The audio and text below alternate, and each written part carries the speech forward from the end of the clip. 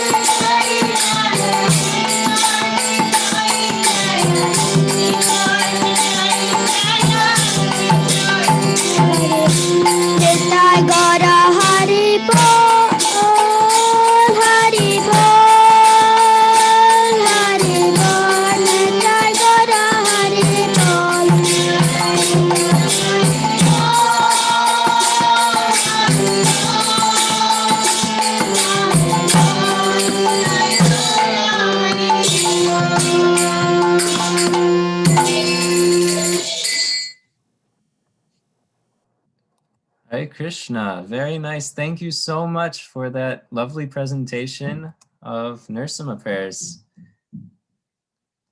Finally, I'll turn it over to tonight's speaker, His Grace Chaitanya Kishore Prabhu, who is going to be continuing this Brilliant as the Sun series by speaking on Srimad Bhagavatam, 3rd Canto, 4th Chapter, which he is titled Conceiving the Inconceivable. Hare Krishna, thank you so much, Yashodanandan Prabhu, and it was a wonderful Nrsimha prayer by Sri Jiva and Gopinath. Thank you so much. Prabhu, can you see my screen? Are you able to see my screen Yes, properly? it's coming through clear. All right, thank you.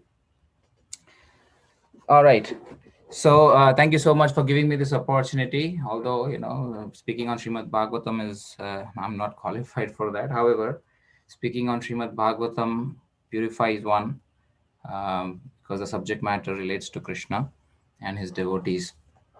So I'm going to make an attempt to give an overview of this series that we are going through, the 3rd Canto, 4th Chapter.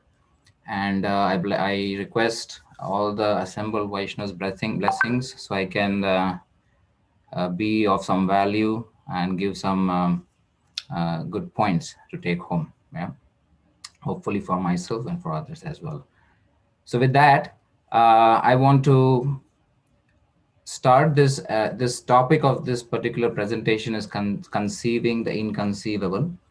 Now, we're going to basically go through 3 major points in this particular topic, right? Or we're going to understand how, first of all, Krishna's activities are inconceivable, because this particular chapter has a good amount of verses which basically explain how Krishna's activities bewildered people, right? The second part of the presentation will talk about how can we endeavor in a way so that we can conceive such, have faith and conceive these inconceivable pastimes of the Lord, right? And finally, we will see what steps we would need to basically, what steps should we do in our endeavors as a sadhaka or as a practitioner to achieve that stage where we can understand Krishna's pastimes, right? A little background before we go into the actual chapter. Now, we've been going through this series of Srimad Bhagavatam. We went to the 1st canto, 2nd canto. Now we were in the 3rd canto. In this 3rd canto, we know how Vidura, who is the brother of Dhritarashtra, who was expelled from the kingdom, and he left Hastinapur for a pilgrimage just when the war was about to commence, right? Just when the war was about to commence. So what happened at that time is he went and he was basically going through all the pilgrim paces. At the same time, in Dwarka, Krishna was winding up his pastimes, right? And at that point of time, Krishna speaks the Uddhav Gita to Uddhav, who is very close associate of Krishna and a great devotee in Dwarka. But because he was and he basically enacts this pastime of Yadu's leaving the planet and he himself, Krishna, leaving the planet. At that time, Uddhav and he gives instruction. Krishna gives instruction to Uddhav to go to Badrikashram. Right? While he's on his way to Badrikashram, Uddhava and Vidur meet together. It's a very, very sweet meeting, and the exchange between these two great devotees is really something we should learn from, and we will basically address that in this presentation also. Vidura, out of his own, his love for Krishna, asks about the welfare of Krishna, Balaram, and all the Yadus. And at that time, Uddhava becomes very overwhelmed and informs him about how the Yadu dynasty was destroyed, and even how Kurus are destroyed, right? And they converse about it. And finally, in this chapter, what happens is, of course, the second chapter and the third chapter, there are very beautiful pastimes of Krishna, which Uddhava recalls while in his separation. And there are very beautiful verses which explain each, some pastimes in Vrindavan, the pastimes that happened in Dwarka. It's very, very beautiful. So I would recommend, reading those chapters, chapter 3.2 and 3.3 in depth. They're very beautiful verses there. Not very philosophical, just, recalling those pastimes. It's very beautiful. And what happened after that is, in this chapter, basically, now, Vidura is asking about Krishna, and Uddhava is feeling a lot of separation. So he's trying to engage himself in service, and he is leaving to Badrikashram, and he instructs, or Vidura asks Uddhava that please give me more knowledge, because Krishna spoke to Uddhava at that time. So he basically tells him to go to Maitreya, and Prabhupada basically titles this chapter as Vidura approaches Maitreya, right? So the breakdown of this chapter, as I always give, it's easy to understand the flow. So the breakdown of this chapter is, so there are 5 parts to this particular canto. The first 4 chapters talk about this meeting of Uddhava and Vidura. The next 7 chapters talk about the Sarga Visarga. This is a conversation where between Vidura and Maitreya, and in that conversation, Maitreya talks about what was discussed between Brahma and Narada about the creation, right? And the Sarga and Visarga is the secondary and the primary creation of this world. So very interesting chapter. It talks about how the creation came about. And the next 6 chapters talk about pastimes of Lord Varaha, because in that conversation, Vidura asks about how Varaha appeared, and then he explains the pastimes of Lord Varaha. And then that follows on with Kardama's household life, and it ends with teachings of Lord Kapila to Devahuti. This is how the entire canto is broken up.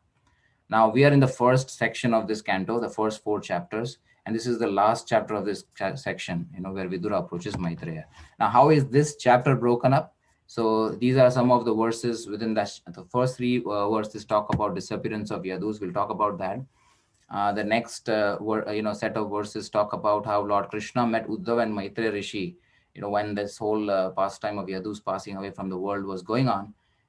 In one place, Lord Krishna met both Uddhava and Maitreya Rishis, and how he imparted the knowledge of self-realization to them, right?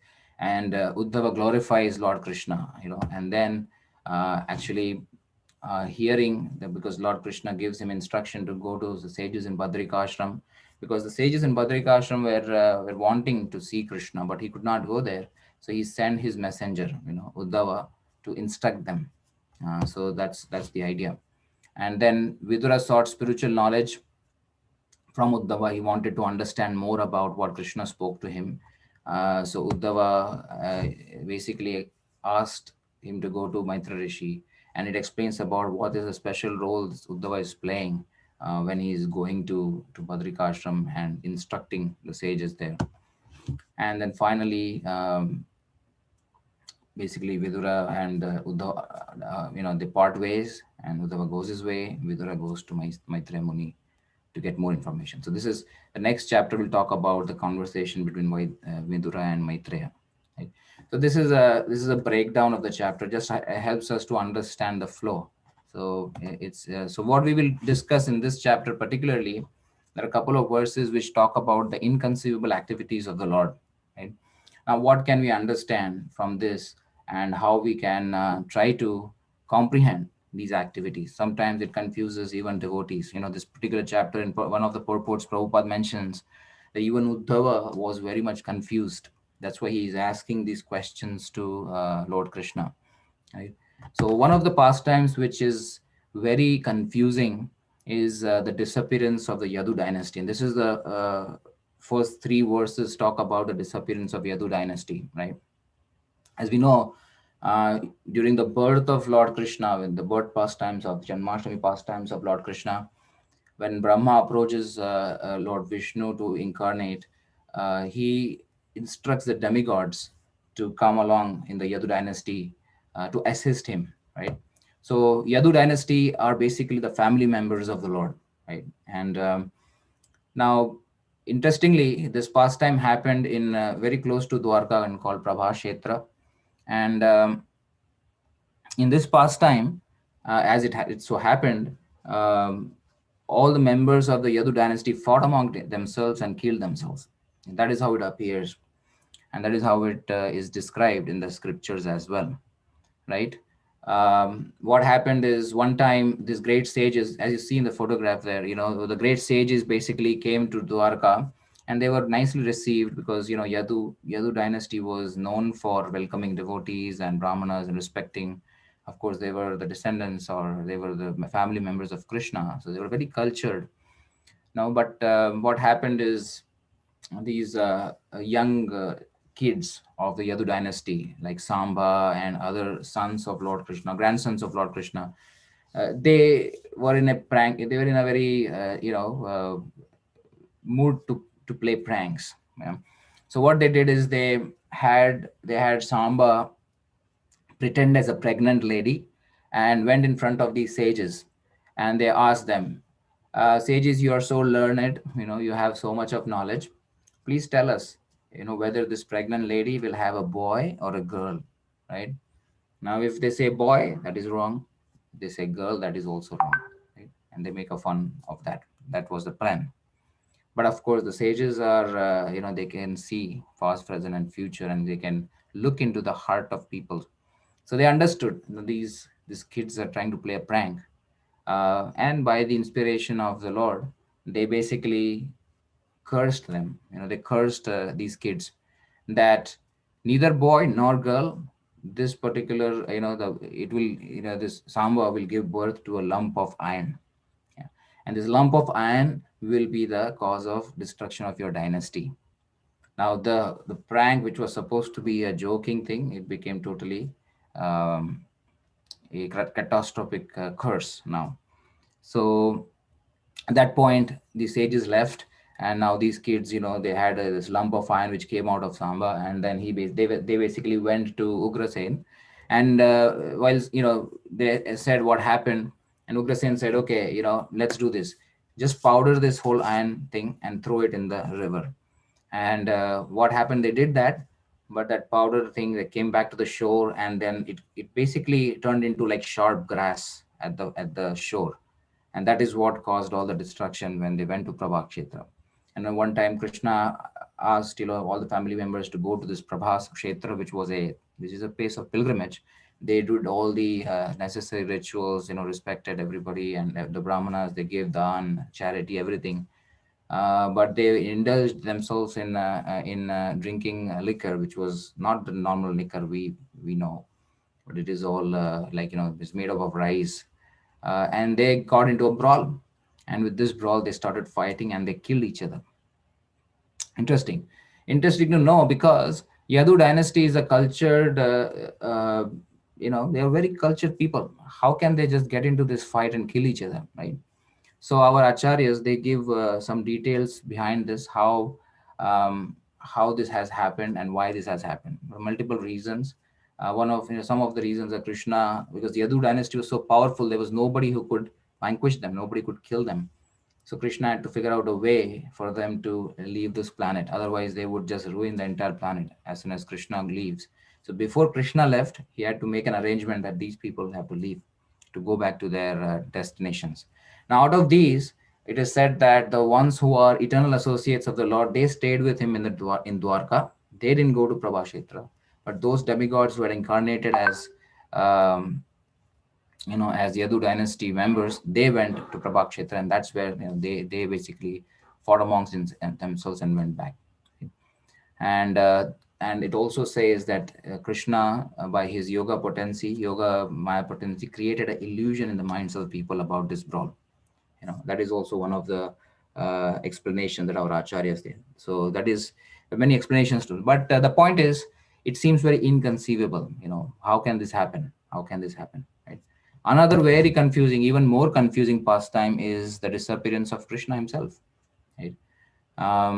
It is said that after this whole episode of Yadu Dynasty passing away happened, Krishna came to this place, underneath the banyan tree, and he was resting with his leg, crossed like that.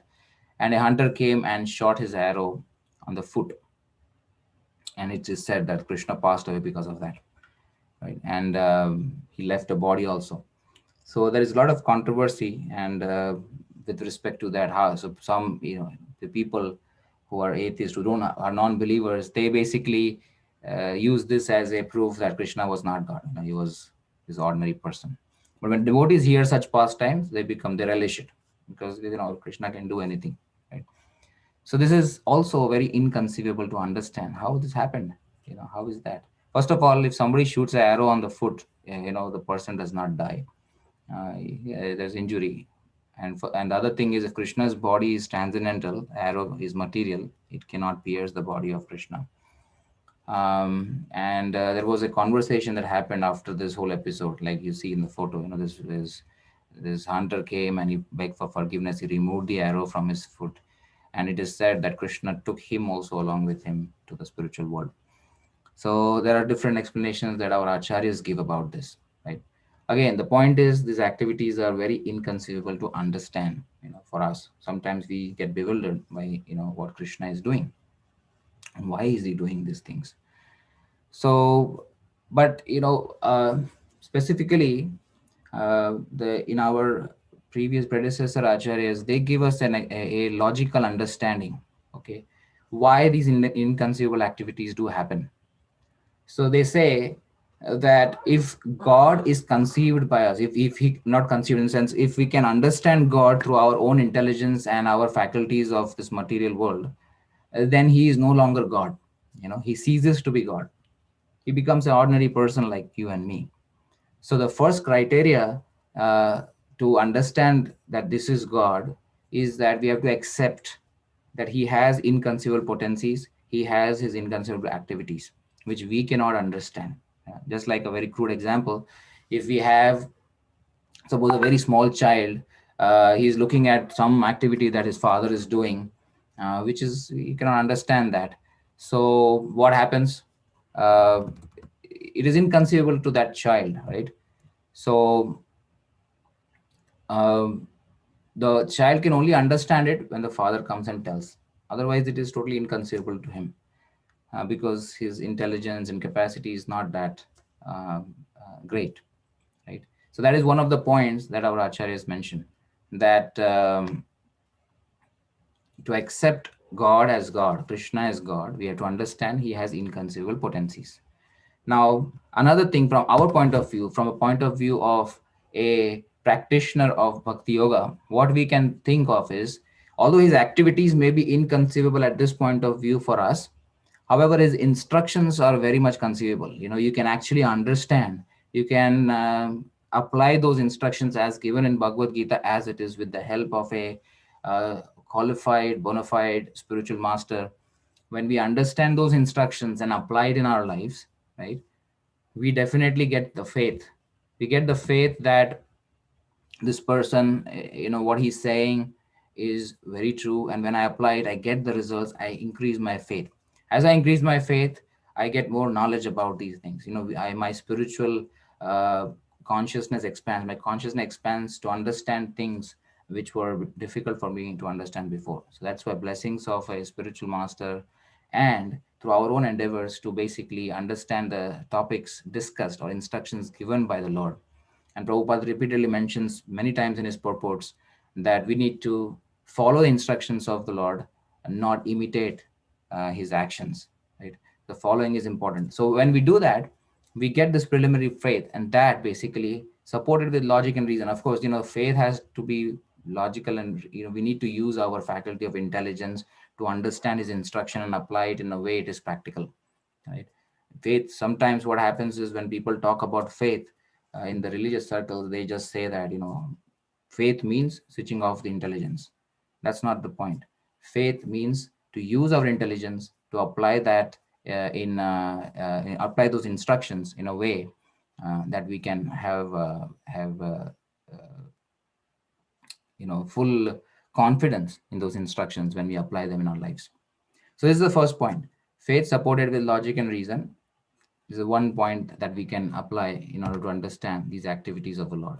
Now, what does this particular chapter talk about? Right, the third canto of the fourth chapter, which we are discussing, 16th verse, talks about this. This is a very interesting and very beautiful verse. You can recite after me. It's a very nice verse. We'll take the breakdown of this verse in a minute. कर्माणि हस्य भवो भवस्यते दुर्गाश्रयातारि भयात् पलायनम् कालात्मनो यत् प्रमदो युताश्रमा स्वात्मा रते खीद्यति धीविधामिह. What does this mean? The first sentence, right? Karmani hasya, means Supreme Lord engages in the fruitive work when he comes into this material world. Like Krishna, when he was in Dwarka, he was doing all the activities of a grahastha. He's to engage in all the prescribed duties that a grahastha has to do. Like a very ordinary person, he does that. Although he is free from all desires, he has no desires. He is completely free from any desires. Now, Bhagavad-Gita explains, one who has desire has to work in this world to fulfill those desires. Right? However, Lord is self-sufficient. He has no desires to fulfill, yet he works. Right? Like the famous verse, the third chapter of Bhagavad Gita explains why he works is because to set an example, right? So that is the reason. But it is confusing to see, he one who does not have any desires, still he is working. The other one is bhavo bhavasya. Bhavo bhavasya means he's taking birth, although he's abhavasya, which is unborn, right? So he takes birth, although he's unborn. So we know that source everything is nobody can be Krishna's father and mother. However, we celebrate Janmashtami. It is his birthday, and we also celebrate with a lot of pomp. It is very famous festival. Everybody loves it. Till it happened like 5,000 years ago, and still people have a wonderful time celebrating Janmashtami, right? So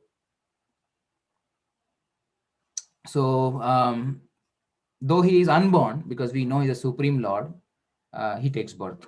Yeah, of course, this is out of love. He accepts devotees like Devaki and Vasudeva as his father and mother, but he is actually the creation. He is the one who is giving birth to everybody, right? So that is confusing. Next one is Durga Shraya Tari Bhayat Palayanam Kalatmano. What this mean is there is a whole pastime where Krishna fled from Mathura to Dwarka, right? And he's also very famous in Gujarat as Ranchhod Rai. Ranchhod Rai means he one who flees away from the battle, and he's been worshipped like that. And normally when a Kshatriya flees away from a battle, he is condemned. He is kind of totally out of the community. But here, when Krishna does something like this, he is worshipped as Ranchhod Rai, because this is again very bewildering, very confusing to see how this is happening. Now, Jarasan came and attacked Mathura 17 times. On the 18th time, Krishna decided to basically leave, and he left Mathura. He basically he transferred everybody overnight to Dwarka, and then he left Mathura, running away from Jarasan. He took shelter of a mountain where the Jarasan's army burned everything, and thinking that Krishna and Balaram are now dead. Yeah. So this is again very astonishing, because Krishna is Kal. Because in Bhagavad-Gita 11th chapter, Krishna says Kalosmi, and the most fearful factor in this material world is Kal, is time, because time basically devours everything. Whatever you have in time, everything will be lost, and death is the final blow. So Krishna says, I am that death, I am that Kal. Everybody fears death. So how is that he is running away from a mortal like Jarasan, a demoniac person whom he can easily kill? Now again, very bewildering.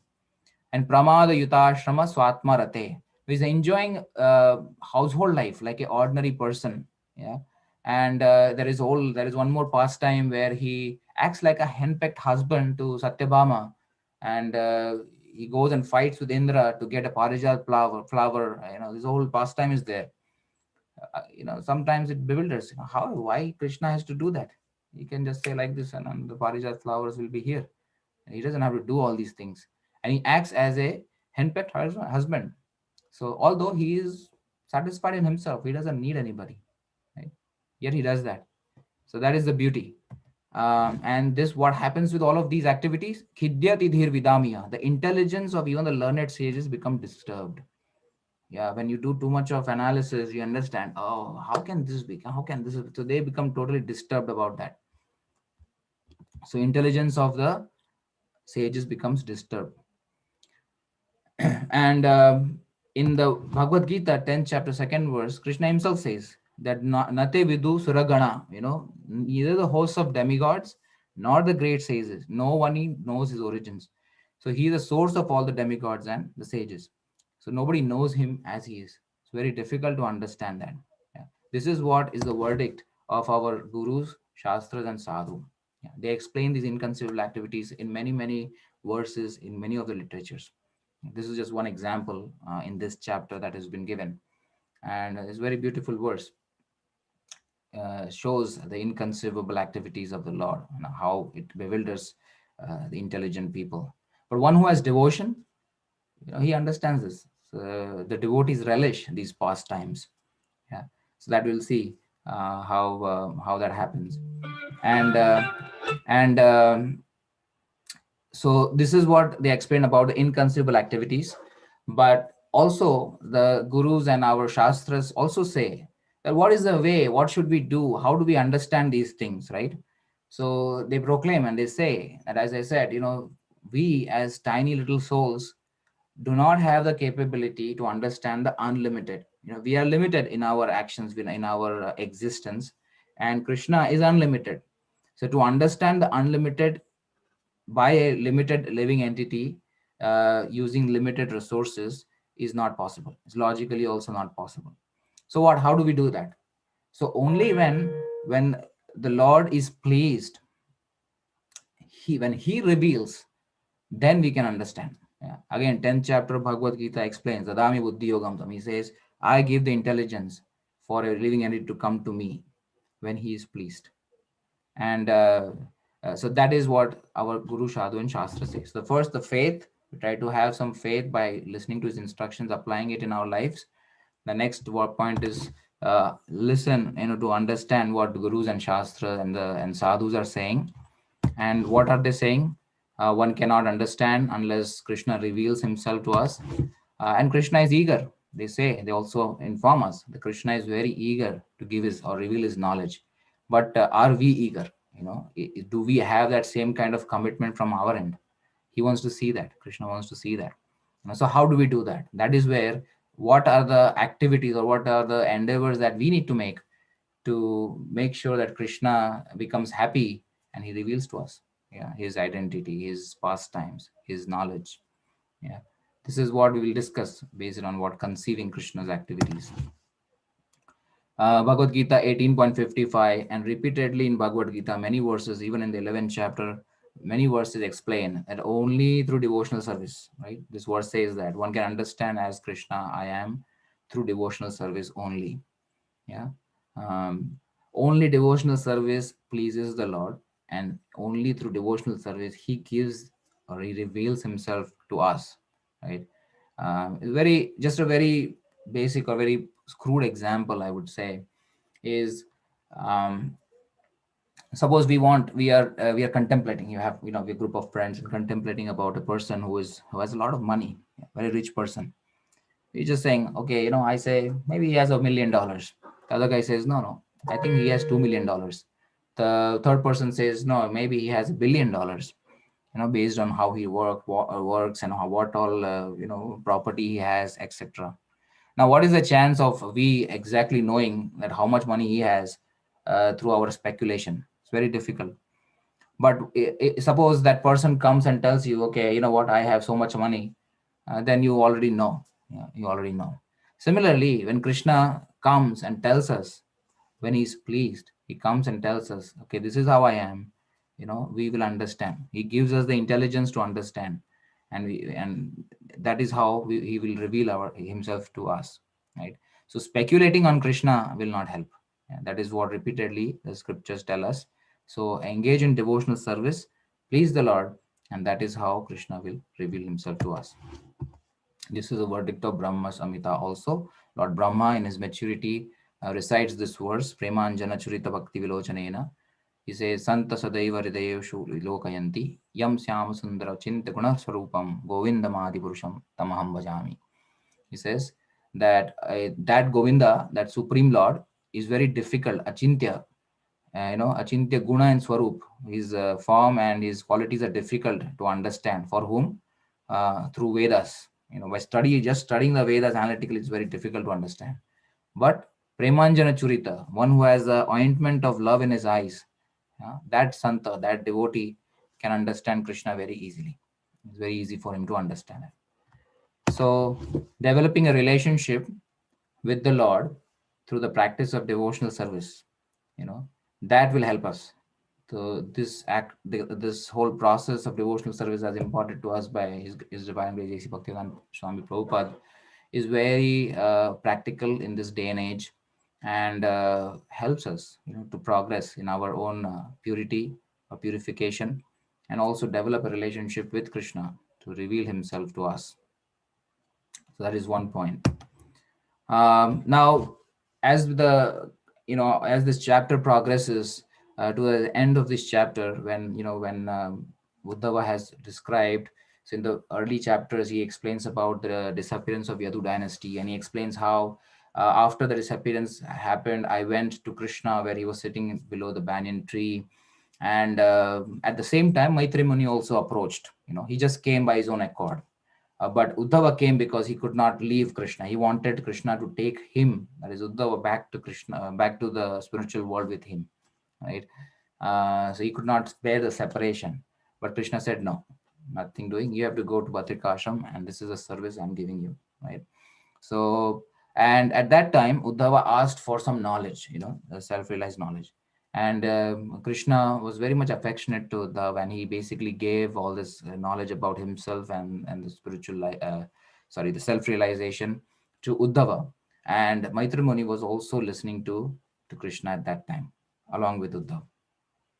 Okay, so this is the incident that happened, and then when Uddhava was progressing to his Badrikashram, he meets Vidura at that point. And when Vidura asks him about all these things, where he was feeling a lot of separation. Uddhava was feeling a lot of separation from Krishna, and he was feeling very miserable, very broken-hearted because Krishna is leaving this world, right? And he was crying. He said simply crying while recalling these pastimes. So what happened is he decided that I should basically engage myself in the instructions of the Lord, or the service that has been given to me by the Lord. Okay, so he basically takes that as his life and soul, and he starts to go towards Badrikashram, right? In this purport, Prabhupada very beautifully explains that service of the Lord is identical to the Lord himself.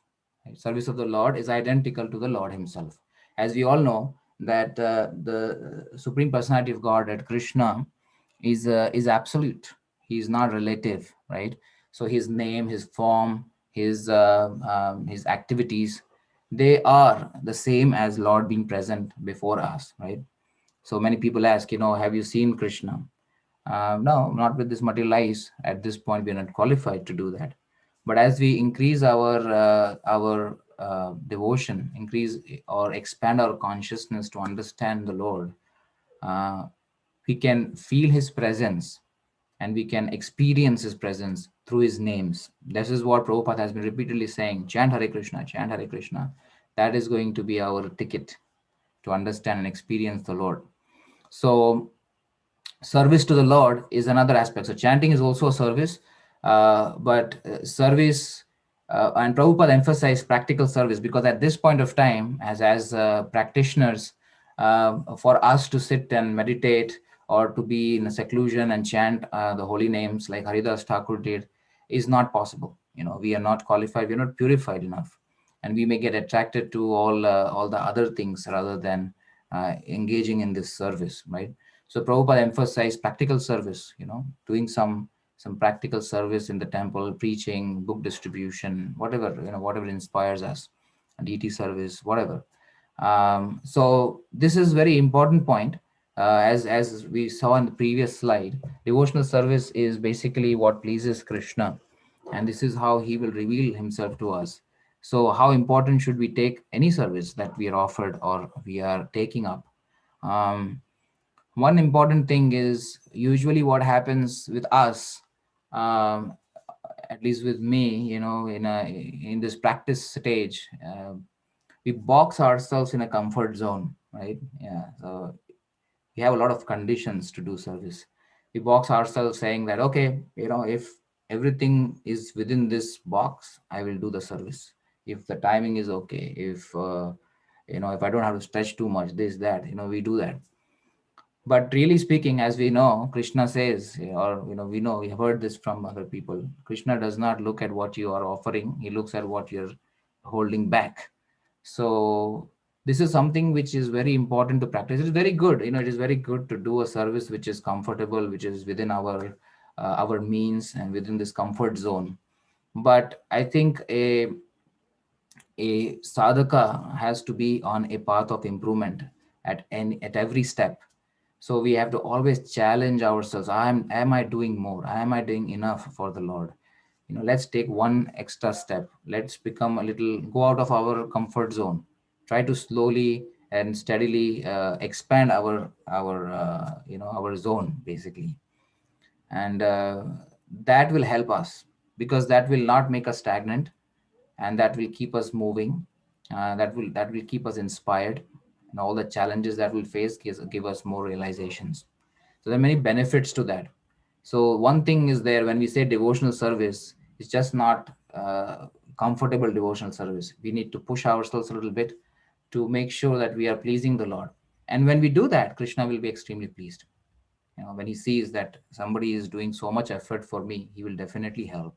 He will figure out, and we will pray, and he will help. So this is very important, the service aspect. With serving the Lord at our stage also, we can be in complete intimate connection with the Lord. We can be in complete intimate connection with the Lord. We will never feel separated from him when we do this service.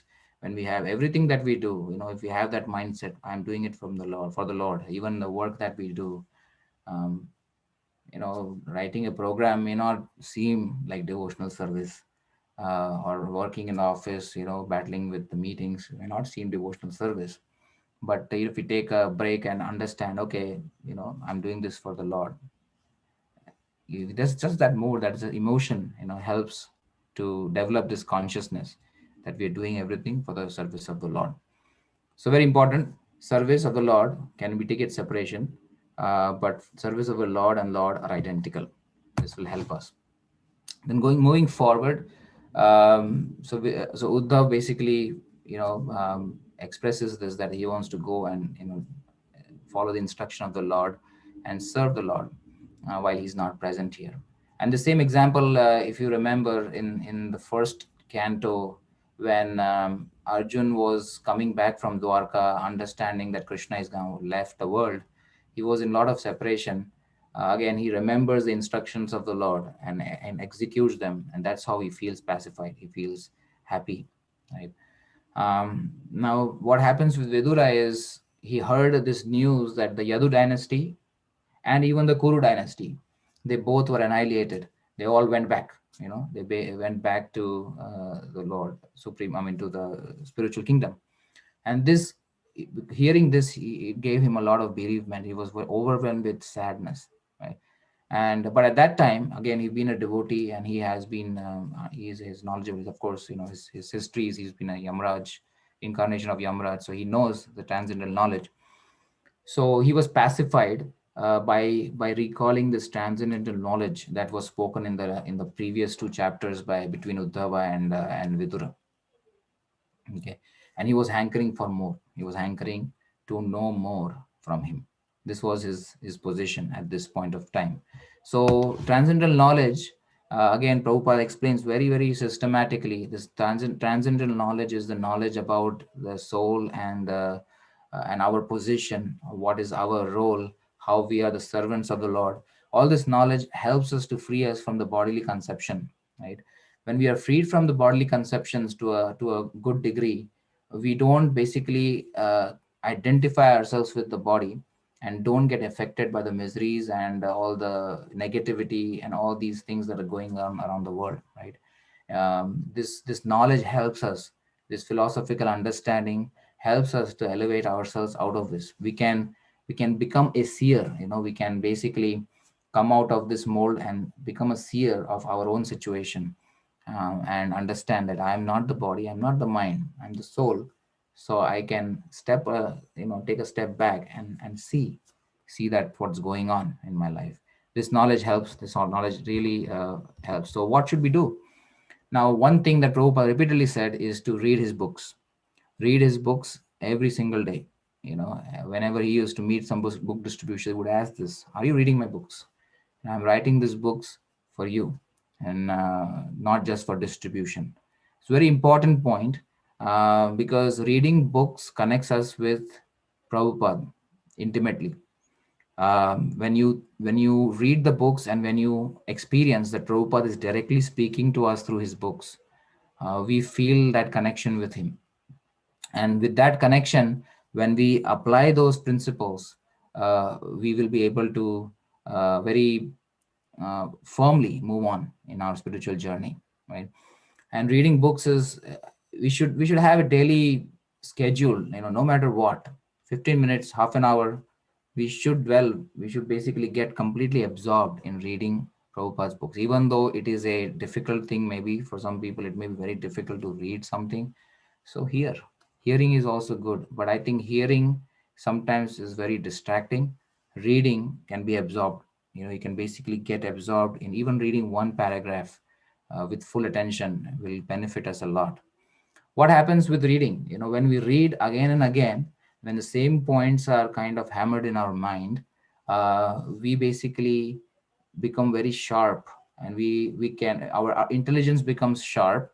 And when a situation arises in our life, we will be able to mitigate that, like just like Vidura did. When he was overwhelmed with grief, because of his understanding of the transcendental knowledge, he was able to overcome it. So, and that will save us from a lot of mental anxiety and a lot of time. Actually, it will save a lot of time for us to practice devotional service in a better way. So it affirms and reaffirms our faith when we continuously read the scriptures properly. And Prabhupada has given very beautiful examples in all his purports. So this is very important. Transcendental knowledge frees one from bodily identification. So let us engage in this understanding of this transcendental knowledge, right? And finally, at the end of this section, Vidura, again, as I said, Vidura was feeling a lot of uh, grief. So he was recalling this instruction or this dialogue between Uddhav and him about the transcendental topics, and he was feeling relieved. So he wanted to know more. So he requested Uddhav, "Can you please give me more knowledge? Of what you heard from Krishna and what he said."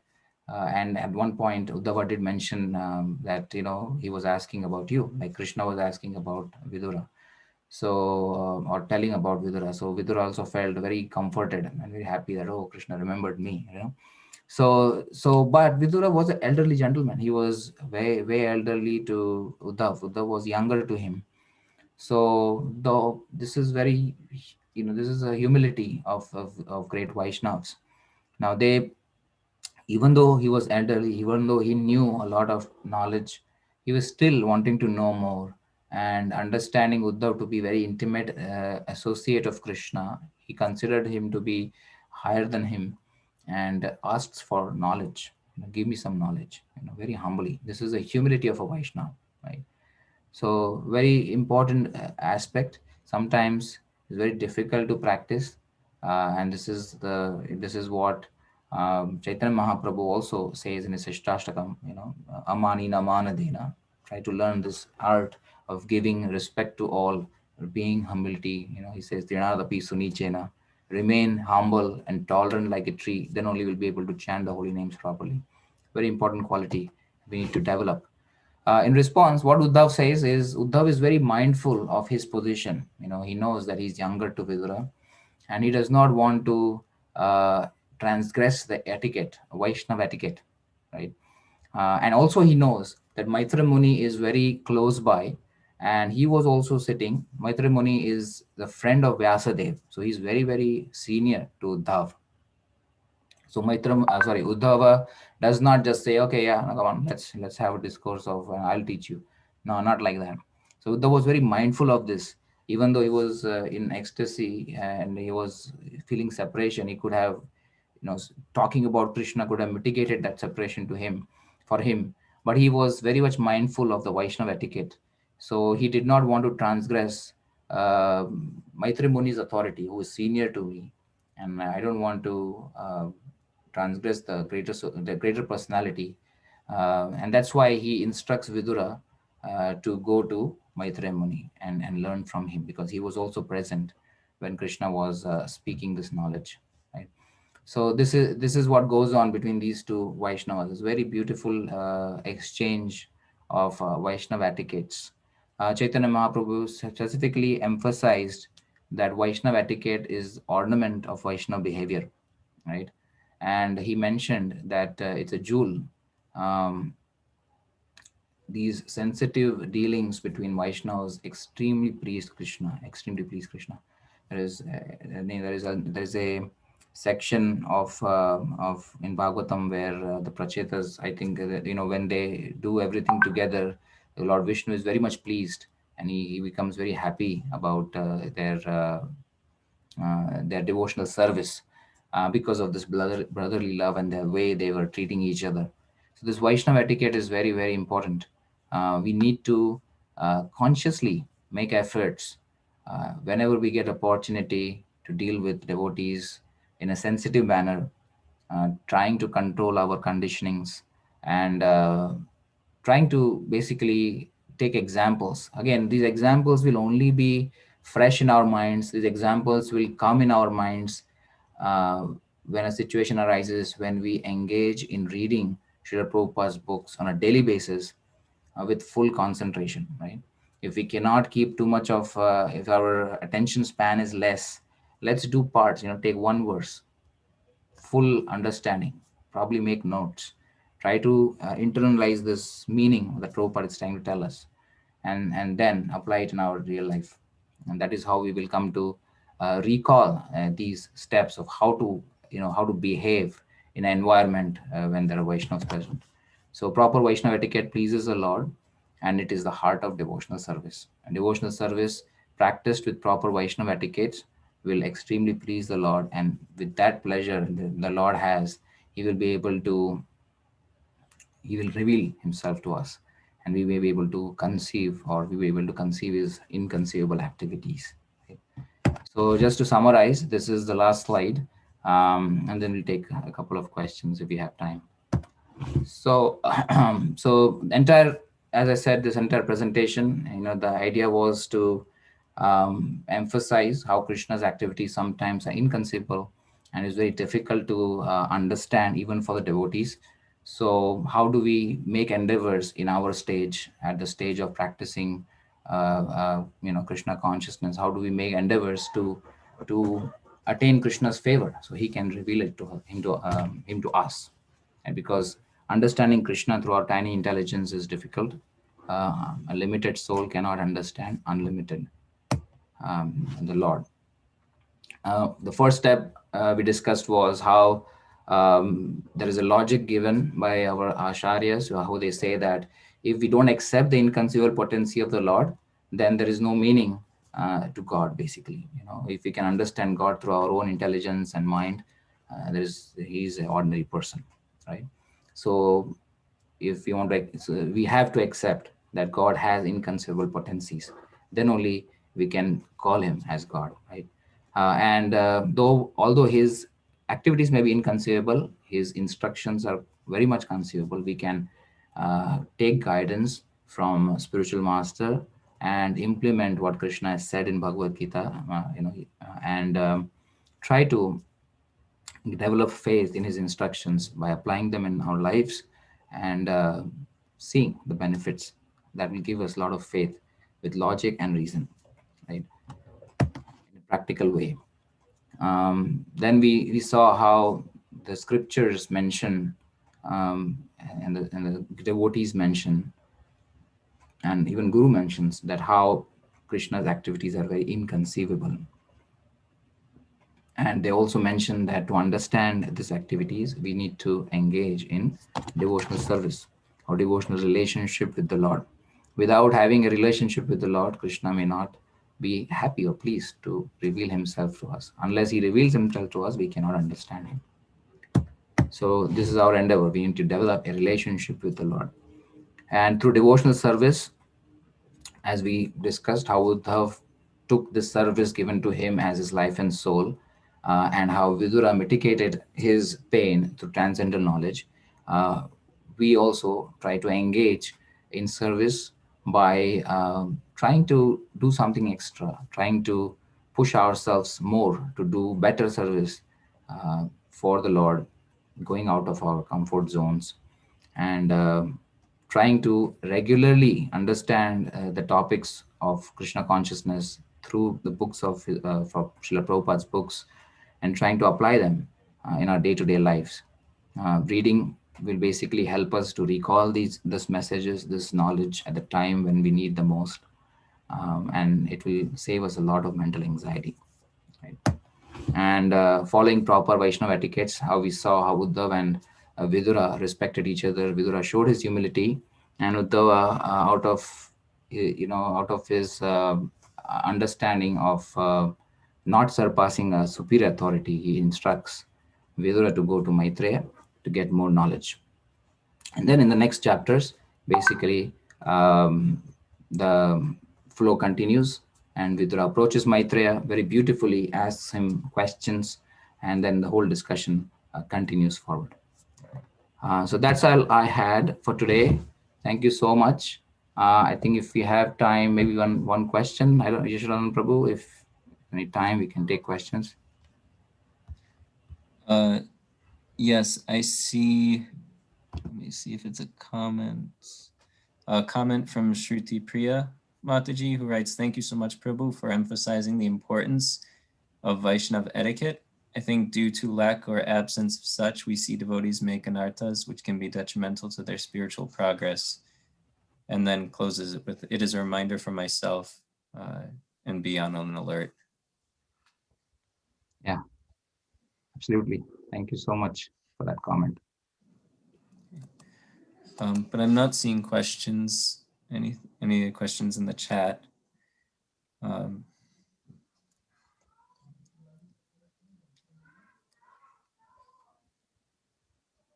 Okay. That means everybody perfectly understood everything. Yeah, that's nice. Or I said something which is totally out of somebody's,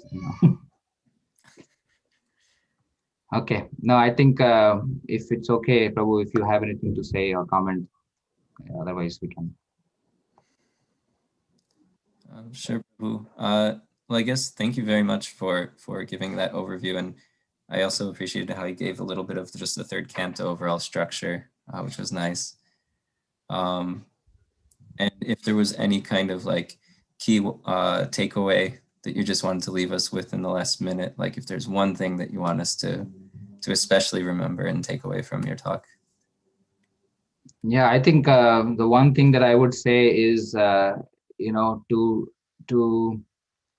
to study the scriptures scrutinizingly, to understand these inconceivable activities is a very enlightening experience, and it challenges our faith, it challenges our understandings of our normal understandings, and it helps us to move forward in spiritual life. So I think it is very important if we can read, again, reading Prabhupada's books regularly has a lot of benefits.